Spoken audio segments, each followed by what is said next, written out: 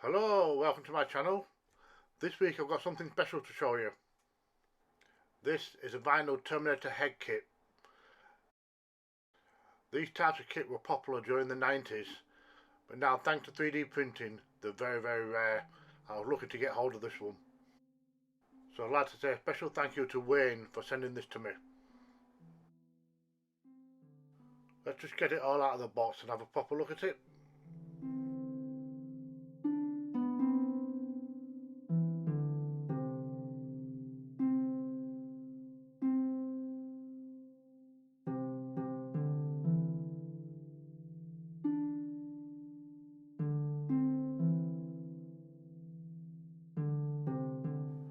So here we have a colour print of what it should look like when it's finished.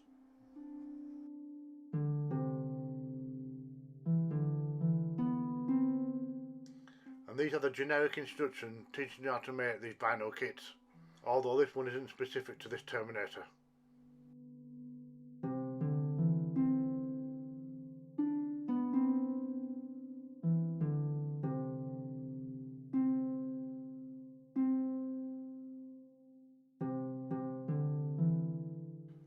So included are these pistons, and these are for the jaw. I'll have a look later where they're supposed to go.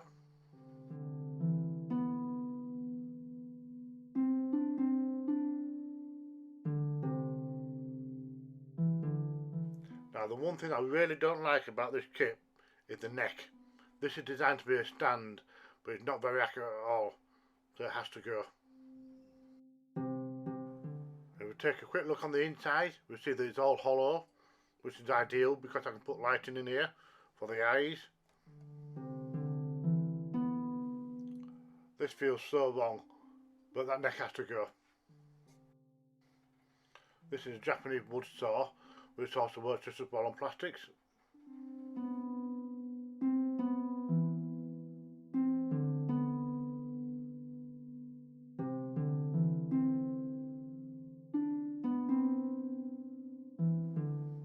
This last piece I can't get in with the saw, so I just use a sharp knife. And that's looking much better already.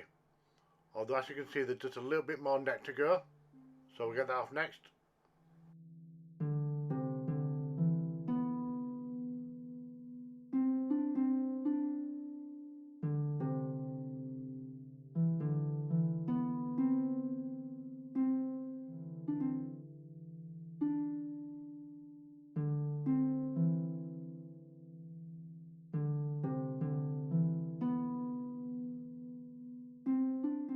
And now it just needs a bit of filing and sanding to smooth down the edges.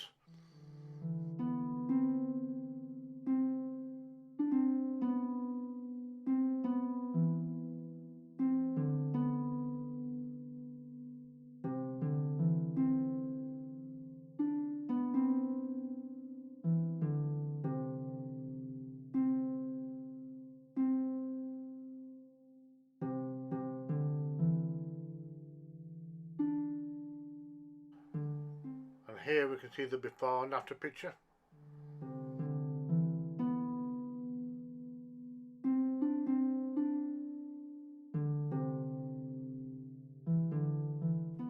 And now that's done, we need to give this guy a jawline.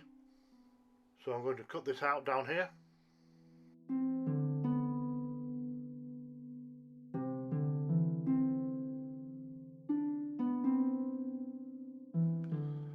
And now I'm going to add some braces underneath these gaps where the neck went. And by doing that I can build up the jaw. So I'll put them into place with some super glue.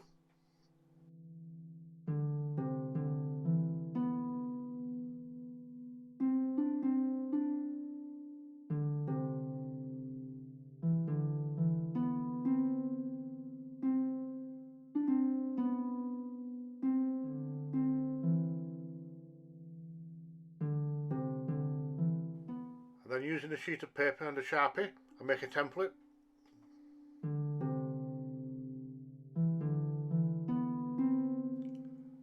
Then I trace the template onto another scrap piece of PVC board.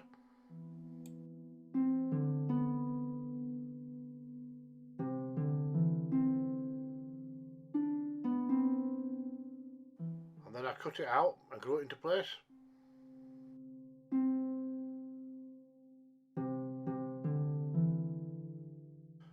It doesn't have to fit perfectly, because on the next step I'm going to use my Dremel and grind it down to shape.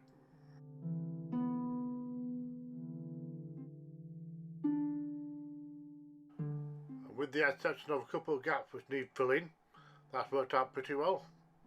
Now to work on the other side. And the next step is to smooth it down with a sanding sponge.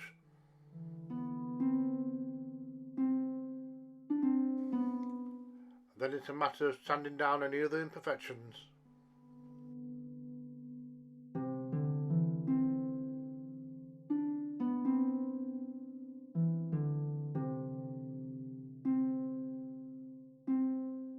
And now it's time to bar out the eyes so I can replace them with lenses. And yes, this does feel like torture.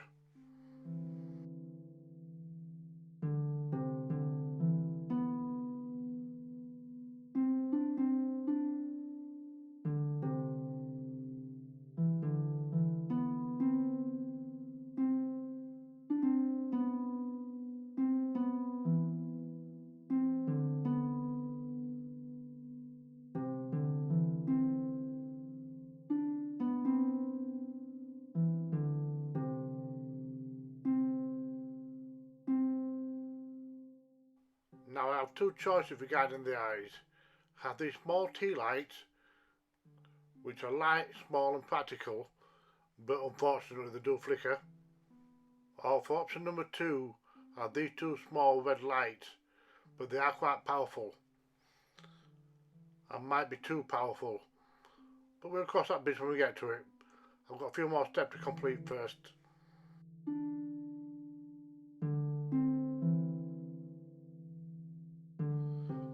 For now I have some more imperfections to remove.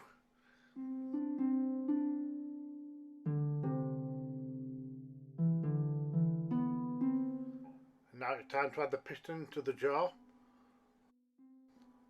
To do this I'm going to have to drill a couple of holes. And once again I'm beginning to feel like a sadistic dentist.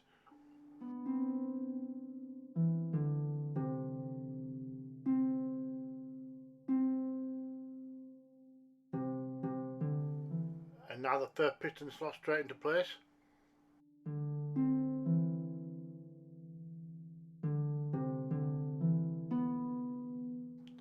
And once I work out the positioning for the second one, I drill a hole for that as well.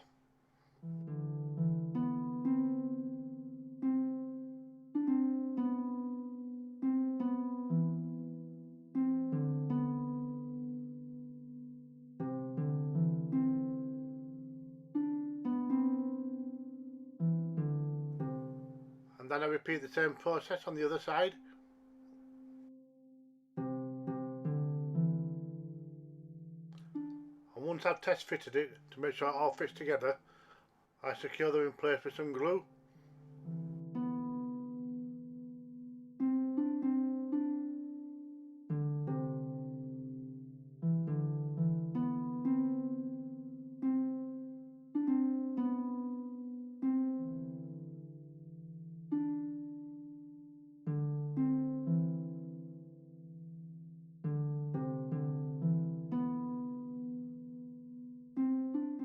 And the next step is to fill in any holes and gaps.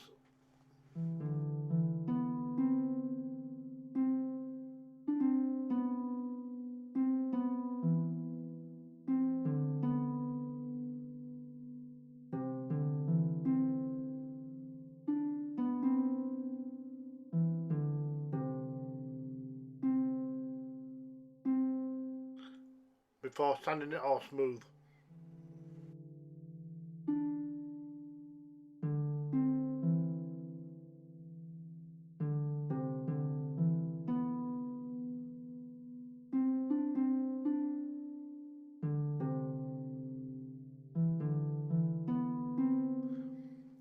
And now it's time to add the undercoat, and for this I just used some black. Silver always looks better with a black undercoat.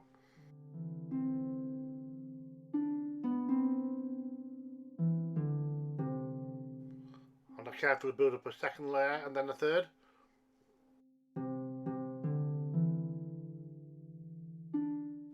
This is how it looks once the paint has dried. So that's definitely to give it a light sanding.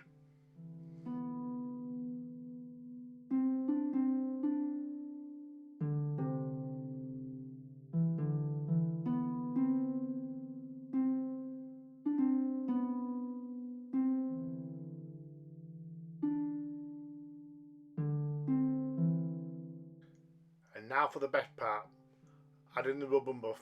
This is basically a wax based silver polish, and you'll see the difference it makes when I rub it on. I put a little bit on a rag, and this will give me even distribution.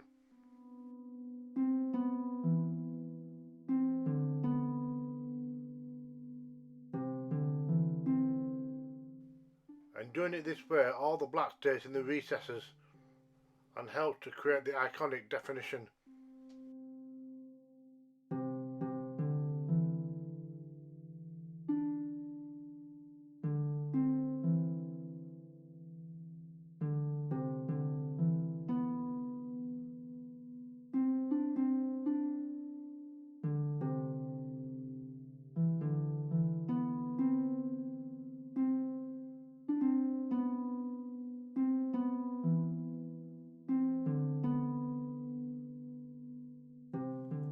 And now to paint the teeth in an off-white colour. Avoid using pure white because nobody's teeth is that bright.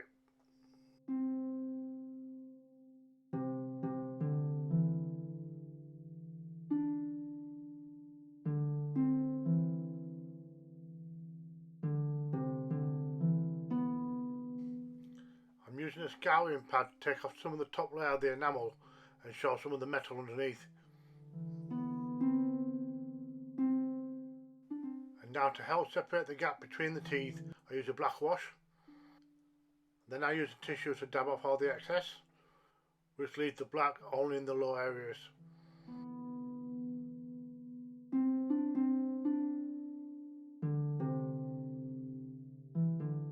And the same goes for any other area which I've accidentally filled in. And now to add some weathering, I'm going to use this brown shoe polish, and I'm going to add this in the areas which are likely to have oil and grease.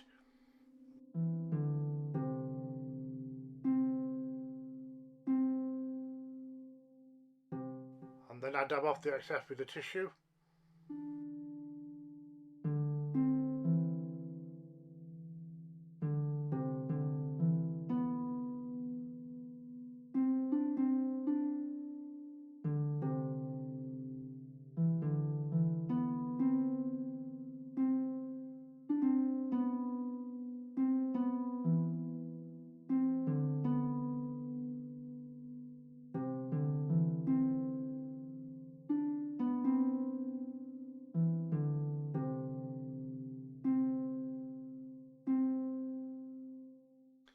And now I need to protect the paint, so I'll give it a coat of lacquer.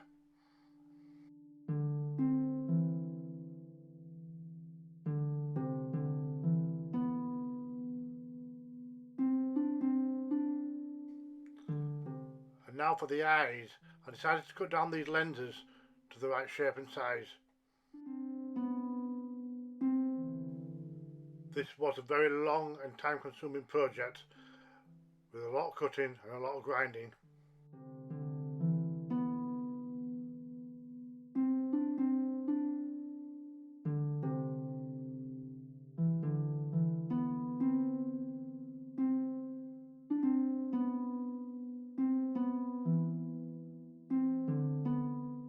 And then eventually I found these red marbles which were perfect.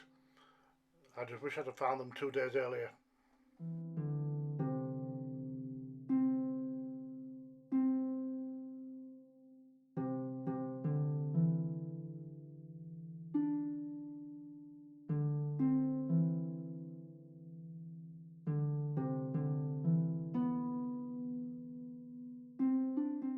I'm going to use some milliput to secure them into place.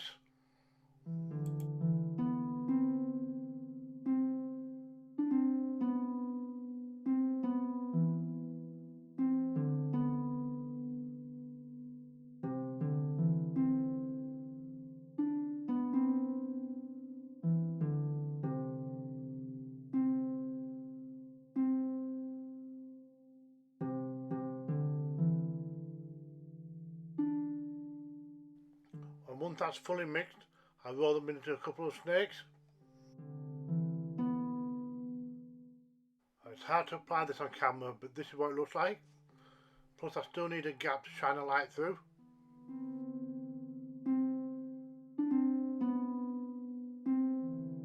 Looking pretty realistic now. I'm just going to put this to one side and let it harden overnight. Now let's get out the torch and see if we can light up those eyes. Perfect.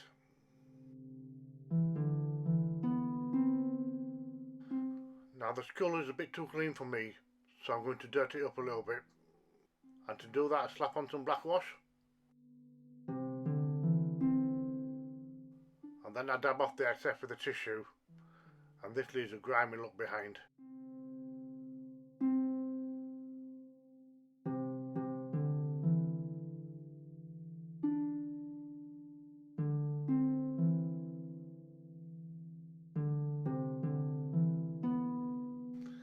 And now it's time to seal it all in one last time.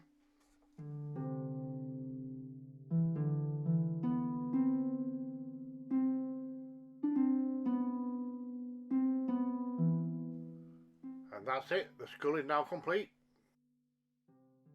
I am planning on rebuilding the neck and possibly the chest, but check back in future videos to see that.